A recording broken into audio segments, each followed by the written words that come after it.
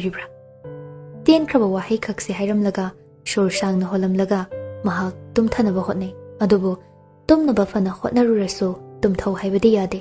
ꯑꯗꯨꯕꯨ ꯑꯔꯣꯏꯕꯗ ꯇꯨꯝꯕ ꯊꯦꯝꯅꯅꯕ Spotifyꯗ ꯆꯪꯂꯒ ꯔꯦꯟ ꯑꯃꯗꯤ ꯄꯤꯌꯥꯅꯣ ꯑꯅꯤꯒꯤ ꯑꯄꯨꯟꯕ ꯔꯤꯂꯦꯛꯁꯤꯡ ꯃ꯭ꯌꯨꯖꯤꯛ ꯑꯃ ꯊꯥꯔꯒ ꯅꯥꯀꯣꯡꯗ ꯏꯌꯔꯄꯤꯁ ꯑꯃ ꯊꯤꯟꯖꯤꯜꯂꯒ ꯃꯍꯥꯛ ꯇꯨꯝꯊꯅꯕ ꯍꯣꯠꯅꯩ.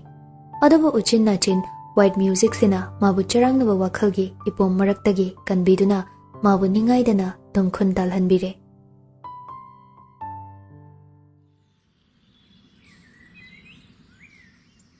ꯇꯨꯝꯕ ꯍꯧꯒꯠꯂꯛꯄꯒ ꯅ꯭ꯌꯨꯁꯄꯦꯄꯔꯗ ꯌꯥꯎꯔꯤ ꯁꯂꯥꯏꯉꯥꯟꯕꯒꯤ photo. Best entrepreneur of India by the Times of India. ꯃꯌꯦꯛ ꯁꯦꯡꯅ ꯏꯔꯤ. ꯈꯕꯔꯗ ꯌꯥꯎꯔꯤꯕ ꯁꯛꯇꯝꯗꯣ ꯅꯨꯄꯨꯔ ꯃꯃꯤꯠ ꯄꯦꯟꯅ ꯌꯦꯡꯖꯩ. ꯅꯨꯃꯤꯠ ꯈꯨꯗꯤꯡꯒꯤ ꯂꯣꯏꯅꯗꯨꯅ ꯂꯩꯔꯤꯕ ꯃꯤꯁꯛ ꯑꯃꯒꯤ ꯐꯣꯇꯣꯅ ꯈꯕꯔꯒꯤ ꯑꯍꯥꯟꯕ ꯂꯃꯥꯏꯗ ꯌꯥꯎꯔꯛꯄ ꯎꯔꯒ ꯑꯁꯨꯛꯀꯤ ꯃꯇꯤꯛ ꯑꯄꯦꯟꯕ ꯄꯣꯛꯆꯩ. ꯍꯟꯖꯤꯟ ꯍꯟꯖꯤꯟ ꯐꯣꯇꯣꯗꯨꯗ ꯈꯨꯠꯁꯥ ꯁꯦꯡꯗꯨꯅ ꯅꯥꯟꯗꯨꯅ ꯌꯦꯡꯂꯤ. ꯀꯩꯗꯧꯉꯩ ꯑꯣꯏꯖꯕ ꯐꯪꯒꯅꯤ ꯅꯪꯕꯨ ꯑꯩꯒꯤ ꯄꯨꯟꯁꯤꯒꯤ ꯑꯣꯏꯅ? ꯈꯖꯤꯛ ꯈꯖꯤꯛꯇꯒꯤ ꯅꯪꯕꯨ ꯈꯟꯖꯕ ꯍꯧꯔꯛꯈꯤ. ꯅꯛꯁꯤꯜꯂꯒ ꯅꯅꯥꯛꯇ ꯅꯨꯡꯁꯤꯕ ꯀꯔꯤꯅꯣ ꯈꯪꯂꯛꯈꯤ. ꯂꯩꯆꯤꯜꯒꯁꯨ ꯈꯠꯅꯔꯤ, ꯏꯆꯦꯜꯒꯁꯨ ꯃꯨꯛꯅꯔꯤ ꯅꯪꯒꯤ ꯃꯔꯝꯒꯤꯗꯃꯛ. ꯃꯈꯣꯏꯅ ꯑꯩꯉꯣꯟꯗ ꯍꯥꯏꯔꯤꯕ ꯅꯪꯁꯨ ꯍꯣꯡꯕ ꯅꯥꯏꯈꯤꯅꯤ. ꯑꯩꯅ ꯍꯥꯏ ꯅꯪꯗꯤ ꯍꯣꯡꯂꯣꯏ, ꯅꯪꯗꯤ ꯑꯩꯒꯤ ꯂꯦꯡꯗꯕꯅꯤ. ꯂꯩꯆꯤꯜ ꯑꯃꯗꯤ ꯏꯆꯦꯜ ꯃꯈꯣꯏ ꯑꯅꯤꯒꯤ ꯃꯃꯥꯡꯗ ꯅꯪꯕꯨ ꯑꯩꯒꯤꯅꯤ ꯍꯥꯏꯅ ꯂꯦꯟꯅꯖꯒꯤ. ꯇꯦꯕꯜꯗ ꯂꯩꯔꯤꯕ ꯃꯣꯕꯥꯏꯜꯗꯣ ꯁꯥꯏꯂꯦꯟꯇ ꯊꯝꯕꯅ ꯚꯥꯏꯕ꯭ꯔꯦꯠ ꯇꯧꯔꯛꯏ. ꯑꯁ, ꯃꯤꯅ ꯋꯥꯈꯜ ꯅꯨꯡꯉꯥꯏꯔꯤꯉꯩꯁꯤꯗ ꯀꯣꯜ ꯑꯃ ꯂꯥꯛꯏꯁꯤꯅ.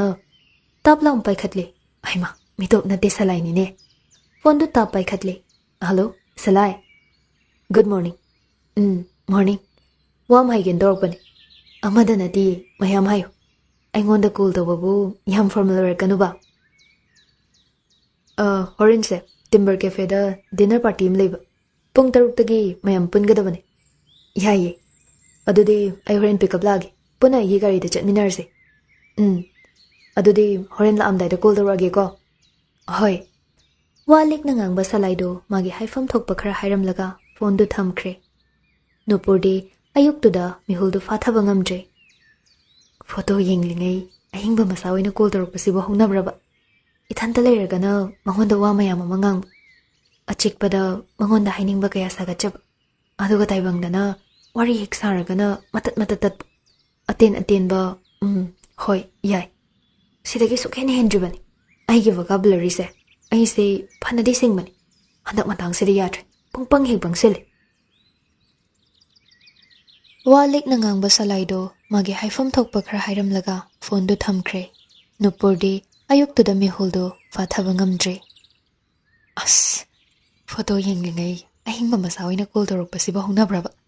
ꯏꯊꯟꯇ ꯂꯩꯔꯒꯅ ꯃꯉꯣꯟꯗ ꯋꯥ ꯃꯌꯥꯝ ꯑꯃ ꯉꯥꯡꯕ, ꯑꯆꯤꯛꯄꯗ ꯃꯉꯣꯟꯗ ꯍꯥꯏꯅꯤꯡꯕ ꯀꯌꯥ ꯁꯥꯒꯠꯆꯕ, ꯑꯗꯨꯒ ꯇꯥꯏꯕꯪꯗꯅ ꯋꯥꯔꯤ ꯍꯦꯛ ꯁꯥꯔꯒꯅ ꯃꯇꯠ ꯃꯇꯠ ꯄꯨꯡꯇꯠꯇ ꯇꯠꯄ, ꯑꯇꯦꯟ ꯑꯇꯦꯟꯕ.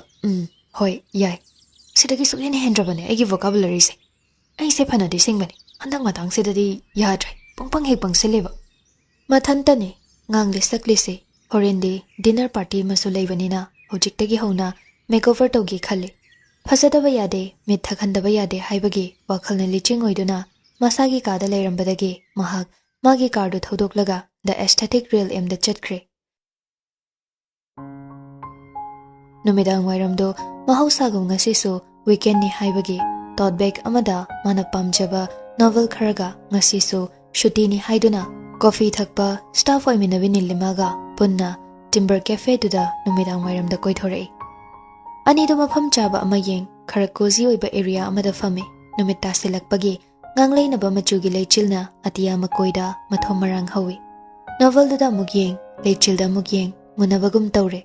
ꯀꯦꯄꯨꯆꯤꯅꯣ ꯁꯤꯞꯇꯨꯃ ꯆꯤꯡꯅ, ꯉꯥꯏꯈꯣꯅꯦ, ꯅꯪꯅ ꯑꯁꯨꯛ ꯌꯥꯝꯅ ꯀꯣꯐꯤ ꯊꯛꯏꯁꯤꯕꯨ ꯇꯨꯝꯕꯒ ꯌꯥꯕ꯭ꯔꯕ? ꯌꯥꯗꯦ. ꯑꯗꯨꯒ ꯀꯩꯒꯤ ꯊꯛꯏꯕ?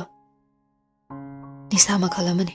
ꯃꯥꯏꯟꯁꯦ ꯏꯪꯅꯕ, ꯋꯥꯈꯜꯁꯦ ꯄꯣꯊꯥꯅꯕ. ꯀꯣꯐꯤꯒꯤ ꯃꯌꯥꯛꯇ ꯅꯤꯁꯥ ꯁꯥꯟꯅꯕꯤ ꯑꯣꯏꯔꯦ ꯁꯣꯝꯗꯤ. ꯑꯗꯨꯃꯛ ꯍꯥꯏꯔꯁꯤ ꯌꯥꯏ. ꯅꯪꯅꯦ ꯏꯟꯁꯣꯝꯅꯤꯌꯥ ꯅꯥꯕ ꯁꯣꯏꯔꯣꯏꯀꯣ. ꯀꯣꯐꯤ ꯊꯛꯑꯁꯨ ꯊꯛꯇ꯭ꯔꯁꯨ ꯀꯨꯏꯔꯦꯗ ꯏꯟꯁꯣꯝꯅꯤꯌꯥ ꯅꯥꯕꯗꯤ. ꯀꯩꯗꯧꯔꯒꯦ? ꯀꯥꯏꯗꯒꯤ ꯍꯥꯏꯖꯤꯜꯂꯛꯏꯕ ꯏꯟꯁꯣꯝꯅꯤꯌꯥꯅꯣ? ꯅꯪꯅ ꯃꯔꯣꯜ ꯑꯃ. ꯑꯩ ꯋꯥꯈꯜ ꯌꯥꯝ ꯈꯜꯂꯤ. ꯋꯥꯈꯜꯗꯤ ꯀꯥꯟꯅꯗꯕꯗ ꯃꯌꯥꯝ ꯈꯜꯂꯤ ꯀꯩꯒꯤ? ꯐꯖꯈ꯭ꯔꯕ ꯅꯁꯛꯇꯣ ꯋꯥꯈꯜ ꯃꯌꯥꯝ ꯈꯟꯖꯤꯜꯂꯒ ꯃꯍꯤꯡ ꯍꯥꯏꯒꯠꯅꯕꯅꯤ. ꯈꯪꯗ꯭ꯔꯦꯗ ꯑꯩꯁꯨ ꯀꯩ ꯍꯥꯏꯒꯗꯕꯅꯣ. ꯑꯗꯨꯕꯨ ꯃꯔꯛꯁꯤꯗ coffee ꯊꯛꯑꯒꯅꯦ wakhal se khara pothabadon dawi. Don't stay long. I'll make a cup of coffee for you haido. Nangonde yam janani. Janabanati. Haijan kai janarabani. Wari sana sana anido coffee thakminari. Haiso haibani. Ngasaidagi mafamsida hek yobaga coffee cup anidi surabani. Nilima de thakliba amadu fauba tangkhai chandre. Adubu lechilda amuk yeng, novel da amuk yeng, tauduna coffee anidi sure. Amaromda timbergi speciality ama hayo hairagade cheese cake. Folk to pai mahausa gi mahausa cheese cake su coffee ship to gi marakta taste bad yoki. Ngasi mafam sida lakliba siso thamogi pathafam therakpani. Wakhal gi itin pham amaso. Handak maraksi salaingan bagi interview hek lawruba mikuptagi magi wakhal data anamba matam ayamba khalli. Khangde mitta mata su ui tumme chatle chare adum iroina duna leibagum. Twilight. Parini. Twilight parisina kaigya. Fantasy oibagi. Tamphasna. Fantasy da tawringai nang nasagi asingba masak amu kauthokini ko. Aidi kaubabu pamlabani. Ngai khone. Ngarang nang naigonda lirakhiba wari mayam da tabada aidi ahing tumba yakide. Aingonda thokpoiram. Aisune pungpang bangsinkini. Aduba handak matang sida nang tumin leithokpadi chumde khal. Nangi maramgi nakhoi imung manung na maisa langbado phasaba wanate. Noina ne dushu halaya banate tawrise. Ado ngai khone. Ai kainom hangi. Hangu kaino. Mangda toina misak to urabadi miduna khalle aise chumbra. As kira bawa hangyam hangida. Phagidar kano. Aina hangi sigi pakhom piu. Khalle ga hina bani. Andudi maso aigi maramda khalamba tare. Ma haidi ai gan tare. Khalamba tare dana. Adunabu aina harise. Nang maga muktangdi unabana phanin khalle. As ado angang du kai ga karamna unadoino ba. Pangda batawnuda. Ma unaragane arepa madi haino. Chahi gi wafamdo amta kadai dano lapna thamko. Nungsibada chahi leitabani. Nangna chahi haiduna wahi khudingi pangthok chamthok tuna leiribado phatti phattabani ko. Aise aribi angang phabini haina khiroidro. Angang chabi haina dinama leibado. Era serious na wari saraga kadai de angang chabi tino nangna pusela isena. Som haibani. Mari leina daba wado ngangan matam leiringai nangonda ngaujabado pau hona na bahona. Ado kamai phawna doino ba. Facebook da friend request hajan gera, Insta da follow to gera. As ai madunga moi ko. Ibema nang si udagi taba mukpangi da ko. Phagina de ai ngamoi ba. Pang da badong nu ko. Ngasi ai khoina ngasi mafam sida lakhi base magi maram da sengba wa ma khana se haibagi da maklakhi bana traba. Hoi ba. Dubudi chumba. Chumadi aina harise lo sina phaba oigani. Nangi koi thopi sangdupi do to oyar. Nupa amana nang bodu kyamna pamjar do phaba nang namasida ki thumpu bidona khangsin osina dana kochin jenu na khangba ya ba matam do natre khangaba. As ai khangdre da. Aina haibalo kanari ko tamphasna makhongna thongna laklaba mishak amabu ningba kaina halan kino. Asamna wari sana ringai makhoina famliba corner ga taina na leiriba khara spacious oiba table da hana dagi hauna reservation thaduna leiriba table da yamna so smart oiba nupa mari formal da nupi ani amasu loinare aduga table da famthai reserve thaba name plate do waiter amana prap changse laga lauthoi table da famli basing do kana no haiduna tung hana onthoklaga yenglubani tamphashna michana rure hekeng thoklubaga salaingan baga mani salaini ubada nik lawi nakong ani fong sai mamai mamit ngak sangang silai michana bangam da onthoi masa pomba kaino ma phawi novel do table do da thami aduga coffee ship to chingi ngasai waidi tapna charamba cheese cake do machi iling da bado folk do na chomlap lauraga maya do da hukjilli ngasai waina ingja tapchabi lemjabi table manner khangbe hojikna pungonona kre tayonabi haibado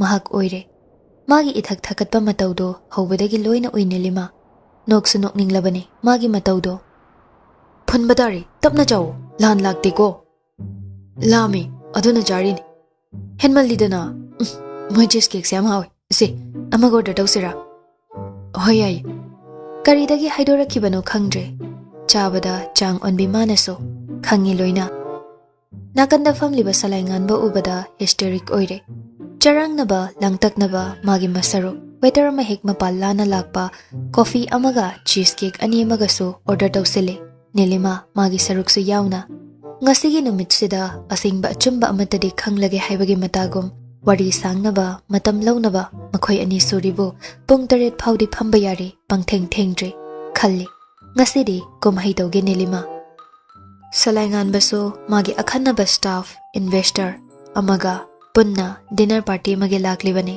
Deepak Luhen Bobinson Sitaljit Nupur amadi Thoishnaga punna Hanadagi advance booking tawduna starter kharasu table du da thamli ikoi koina juice kharasu party du makhaure makhoi masen wari sana sana harau harau table du da dine to bahore adubu fana wari sana rasu Salaingan bagi mittunadi nakanda family bi tamphashna bu huran yengi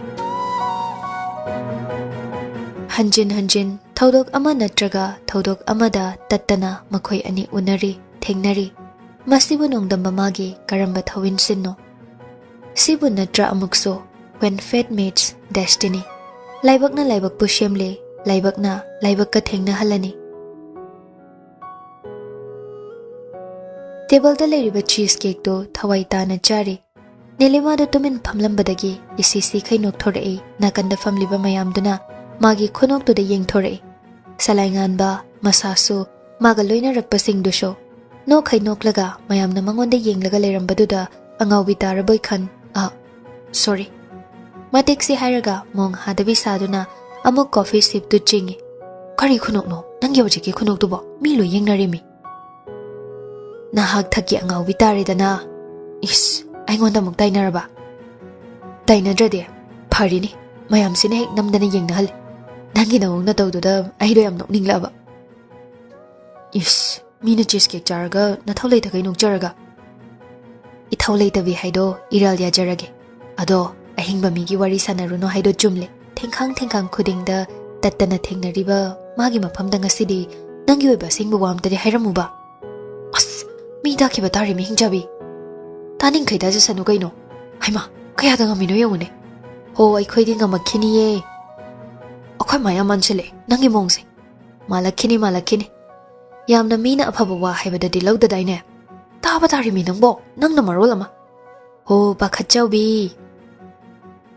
hairiba haidone chinbal thongdagi adubo ngangnariba singse khajik to oirasu tahaningba phawi Salaingan bagi napada Moithem haibi malangbana magi wahi paring khudingse khudung enduna bubi khraga Salaigina kongda hanjin kiba pame haiba ngamdraba wahi kaya ngasidi na koina na hainingba phawi irangla ingitla ithakla ipomla mari makhong isam samnadaba ithel kaya phawi ngasigi mikupsida huran mashi yengloi yengsinada midyeng na nungsibagi haurakfamni taklibra mitka mitchanai midyengi marumda amana challi paukhong amana phongi paukhong midyeng magi marum thupna thamoina leichal semle leikhal chanana leinam yenba haurakle thamoigi leirangna fugaina salaklabada yengnabada mathau oi Nilima su coffee du thak huran yengnariba anigi matauda mora tharaga mamangda famlaga sumang kumhai yengbadawna yengli masisu onthokpa nungai khraba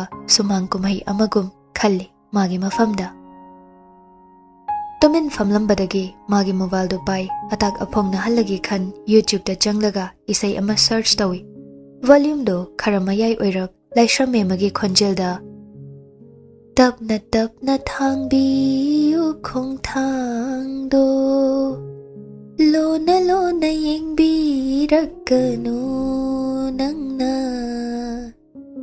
ikai na khangjari bene mai thong shelok thana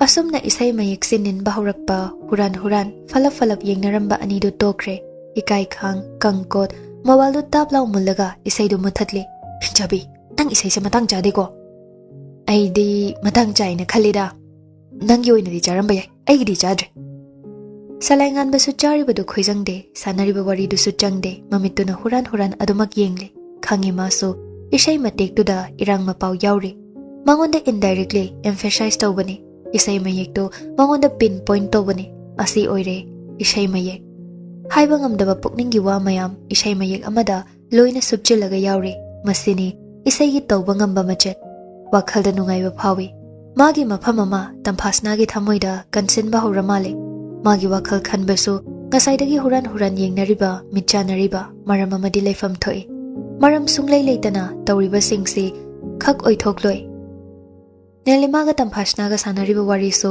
nakongna chingsinduna tabada marakta wahai kharasu tai mapung ipha phana loshinba ngamdrabasu magi maramda makhoi anina ngangnaribani irai laina khangi wakhal amada tawduna leiringai table da thamliba glass to thok khobai chetna paihodra male salaingan bado ising do furita hejele nupurna nepkin nama pai ising do taithokpagum yamna kanna joro launa hek haijen kibanatte yamna care lowagi mawong do tamphashna su hek urure madu ubada maram icha chadana khambanba phawi karigi khambalibano haibasu khangde makhoi ani hekda mari leina khibasu natri nupurna tablawna napsinba manba mawong sida changsinduna chinbal kangna hainingloi yam henjin gano ma aigini khanjabatani chinbal lana haiba ngambagi thauna dudi mangonda leiba natte uraga khoidau saugalai magi oiriba mawong do yengbada kumhai yengbagum tumin leiribi nilimana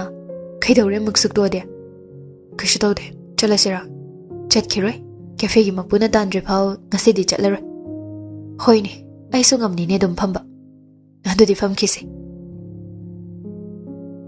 tumin leisin bana afaba khak oiroi ko chin palido chana bakhak nati wahai khra so hayu nating leina thauna phudoi bema tuminna mamituna yengi wahai amatadi haidana salaingan ba amadi nupurgi nature da salaingan babu khanjaba matau ama yauri bado ingan ngana hotrong hona loina ui yamna comfortable oshiliba matau amaromda salaina gib ama thamlibado mahak loina ui madu uraga magi khamban bagi mairi do tapna mulakhi adubu thangnaba mikupta amuksu ikaiba phaurai khan khai khanjiluraga ikai khang magi asigumba chahi matang sida ingkhalakbi leisabi macha amana khatpa langbadawna hojikpomu khatkadaba langgadaba matamda khathau langhaudraga asigumba mayam si khanjiluraga tumin phamduna leiba ngamlaktre chatlasira chatningabo amukadawrage bethara iduna chatningi yumda thabak lehoweba hojik punungdang sida kari karamba thabak asa nang khangoiba thabakni warau midyengna mathil nairaba lotba yadraba nungshibana maka phongna khamban mairina chaklaba thamoi maikhu khuba horaklaba wakatpura maithongna midyengna warau re aidi taklaba pangan thokpa ngamjadraba mahakto thangningdaboi phamlambadagi hogalaklaga mapallana chatna mamit aniduna table da mayam punna ikoina famliba salaida yengi khangi salai sodumak magi midyengna magi matauda warau re haribado warobagi horakpham su khangi nupurga magagi mawong sini masina takpade khambanba hore haina takpane khambanba koba magi athopada nungsiba kobana lotuna le khallubada pukningda nungaiba phawi bil piramlaga luna tinabi mamanabi anidusu cafe dudagi thokre makhoina thokibaga ikan kanada salaingan basu thorakle mayamdo magi khongloiga hanakhraga salaingan bagasu punna nupurga halakmine Karduda makhoi ani khaktang drop tawnaba haiduna lambidagi thaudorakpada ngairi ngasidi kadaidagino nupurdo thauna amaga loinana matang chare khanduna matam kayadagi haige khanduna thamlakpa wafam ama matang chare khan ngasidi phongdoklagi haibagi matagum ikai iki pomnamak wangmallalaga salai how ngasidi wama haige hayo ai nang manu Thoudam bagari du chap lepke lambi mapalda khame nongthaktagi atia sining khairaktuna kokthakta nantharakpagum phawi expect tawrude madi asigumba wahaisi nupurgi maphamdagi tagani haibade adubo magi oiba achumba makhangal hawrage haibagi mawongda aidi nangbu as a friend aigi workmate kalikoina adum khali nangi wahido aingondadi matik jadre haidorakliba wahai paring singsina nongmai bullet kapsilakpagum thokle magi mafamda nupurdo mapira chelei thongdo hangdoklaga prap kumthai aduga lambi nakanduda haifam tofam khangda makhut masado break thektuna khangi mitludade asuki matik pirangni ichel naire yam phengna thokibaduda pakhatladuna salaingan basu thorakle aduga kadorge nupur lo yar Ai la'aroi. Lo, just the thing ba. Nang jakro. Ai dum lakcharage ba. Anga macha dong dong. Just lo. Drop to biramagi. Ai khong pale. Lambi khang. Nang adum jakro yar. Nang ai ba yam lana khalamale. Ai nongonda minamba thajaba piba pamdine. Yare makhadara. Ai ngonde kai ba piba ne. Ikai ba piba lekhidi. Nang ai bulana logano. Lao thing. Chala seba. Just leave me alone.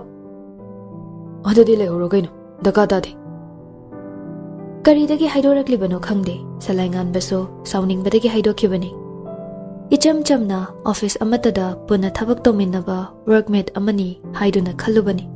Adubu yamna sakkakpagi type just leave me alone kainaga hairakpaduda madi tension wangkre. Masada yam hainadaba haidusu oire maramde madi ahenbu wakhal khankibasu leite amaromda koinaba nungsinabagi girlfriend su natte. Phibam sida yamna nonjaba manba themjinba manbagi mawngside mahak utpangamloi haibagi wakhal khalle. Nonjabagi mathau su tade adumak thausa wasada leninglaga adum leijahorasanu khalle. Magi kardo speed kana thauduna mayum maikai pangkre hanamukta yenglamdana. Nopurde kapli thaukhriba gari duda yamna ningamdana yengdana lehawi.